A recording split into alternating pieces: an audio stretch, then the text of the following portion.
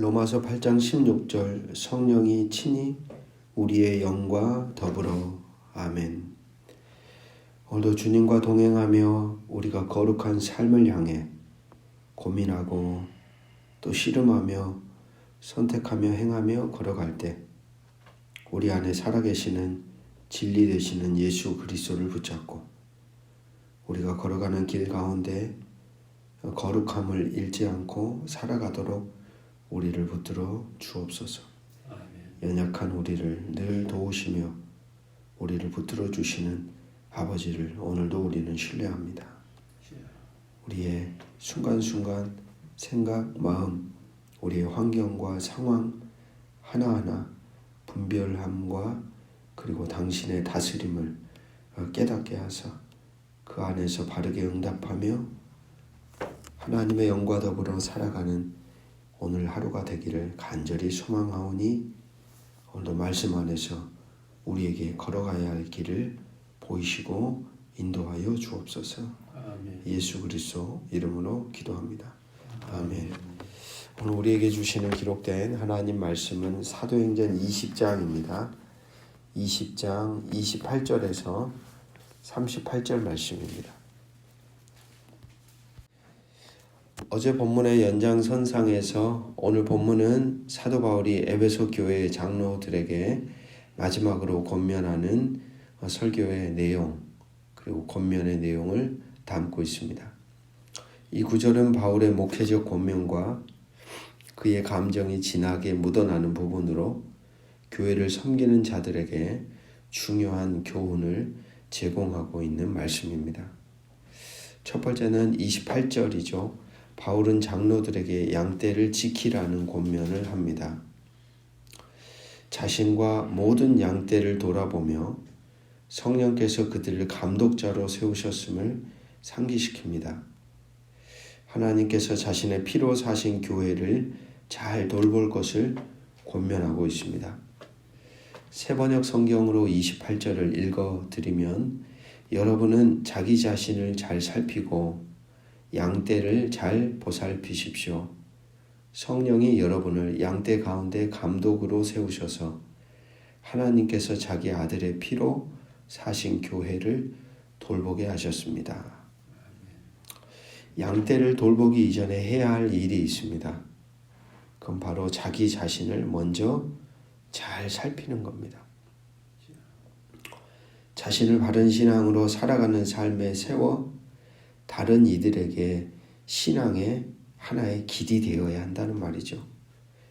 교회 공동체란 앞에 선 이들, 지도자들의 거룩한 삶의 위계 질서가 바르게 세워질 때 그 뒤를 따르는 성도들로 인하여 건강한 교회로 세워집니다. 감독이라는 역할을 맡으며 교회에 군림하는 자가 아닌 교회를 돌보고 지키는 존재들이 바로 오늘 본문의 장로들임을 그리고 교회의 지도자들임을 바울은 상기시키고 있는 것이죠. 두 번째 단락은 29절에서 30절입니다. 2단, 적들에 대한 경고입니다. 바울은 자신이 떠난 후 사나운 이리가 들어와 양떼를 해칠 것임을 경고합니다. 또한 교회 안에서도 왜곡된 진리를 가르쳐 제자들을 자신에게로 끌어들이려는 사람들이 일어날 것이라고 경고하고 있습니다. 지도자들은 양떼를 돌볼 때에 두 가지 공격에 바울의 설명처럼 맞서게 됩니다. 첫 번째는 교회 밖에 사나운 이리와 같은 세력들, 그리고 두 번째 교회 안에서 교회를 무너뜨리는 이단적 가르침과 세력들입니다. 이러한 안팎의 세력들이 존재하기에 바울은 31절 말씀 권하고 있습니다. 그러므로 여러분이 일깨어 내가 3년이나 밤낮 쉬지 않고 눈물로 각 사람을 훈계했던 것을 기억하라. 바울은 깨어 있으라고 권합니다. 3년 동안 밤낮으로 눈물로 교훈하던 때를 기억하며 그들에게 깨어 있을 것을 권합니다. 첫 번째, 일깨어 있으라 라고 말합니다. 보통 깨어있으라는 권면은 종말에 대한 소망과 함께 주어지는 경우가 많았지만 오늘 여기 본문에서는 목회적 열정과 섬김을 위해 성도들에 대한 예민함을 유지하라는 권면입니다. 3년 동안 밤낮으로 맡겨진 성도들을 쉬지 않고 눈물로 훈계했던 바울처럼 깨어서 양떼를 지켜달라는 것이죠. 살았던 것처럼 바울처럼 살아달라는 겁니다. 이처럼 강력한 메시지는 없습니다. 모두가 다 바울이 실제로 그렇게 살았던 흔적입니다. 자기 자신을 바로 깨워 지켜가라는 마음이 첫 번째로 중요하다라는 것이죠. 그래서 일깨어 있어라 라고 권하고 있습니다. 그리고 두 번째 권면은 32절입니다. 네 번째 단락인데요. 바울은 장로들을 하나님과 그 은혜의 말씀에 맡깁니다. 말씀은 능히 그들을 세우며 거룩하게 된 모든 자들 가운데 기업이 있게 하실 것이기 때문입니다. 그래서 바울은 두 번째로 권합니다. 은혜의 말씀을 의지하십시오. 이리 때의 공격을 앞둔 에베소 교회가 지켜지는 것은 자기 자신이 깨어 있는 것, 그리고 더불어 하나님이 허락하시는 말씀의 양식으로 자기들을 채우는 것입니다.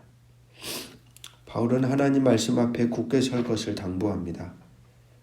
말씀으로 양식을 얻고 말씀에 근거하여 자신들의 삶을 영위해 나가는 그것이 자신들을 지켜낼 수 있는 가장 큰 무기입니다. 그러므로 바울은 권하는 것이죠.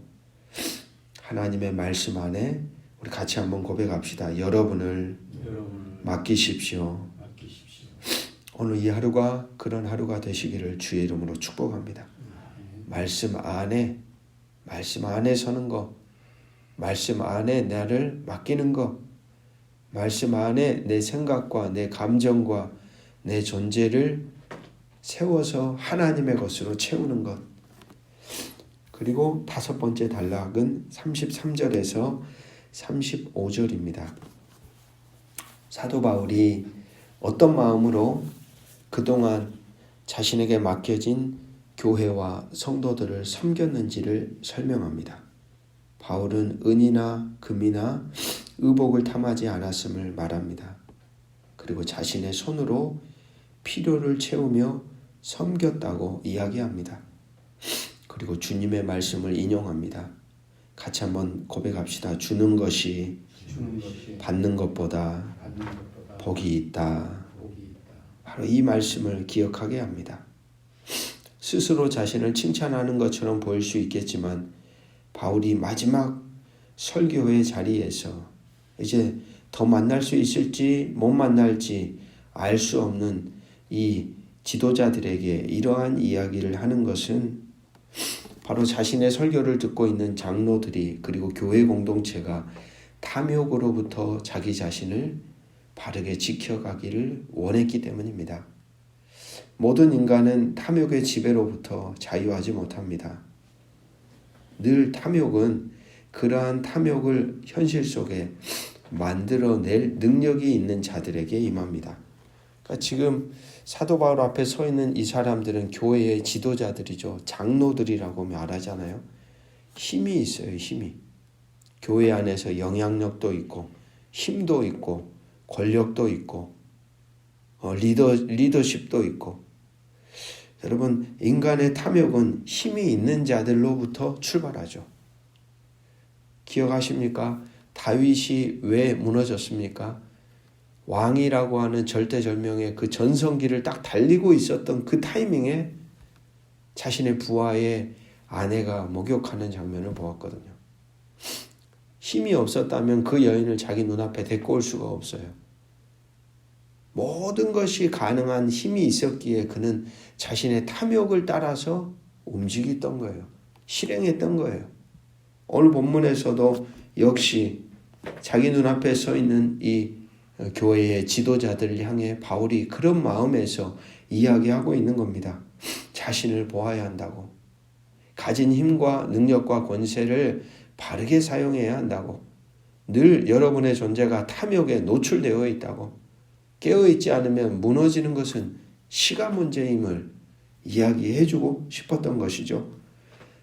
바울은 그러면서 탐욕을 부리지 않았던 자신의 3년의 발자국을 이들에게 이야기합니다.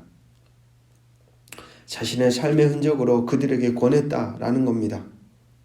참 신앙이란 이처럼 삶으로 말하는 것이죠. 삶으로 자기 존재를 말씀으로 구현하는 것입니다.